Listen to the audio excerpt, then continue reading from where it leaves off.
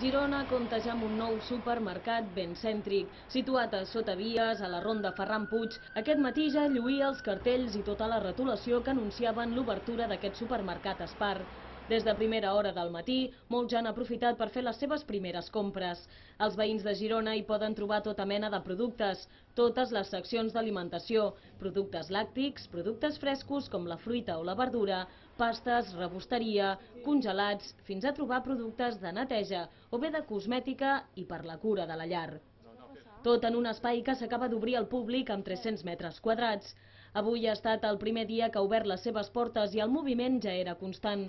Recol·locació dels productes, anuncis d'ofertes i preus reduïts, rebre el gènere i posar-ho tot en ordre pels clients. Per altra banda, i com a novetat, els primers compradors han pogut participar en una tòmbola que encara amenitza i diverteix més la seva compra. Alguns ja s'han endut obsequis i segur que repetiran.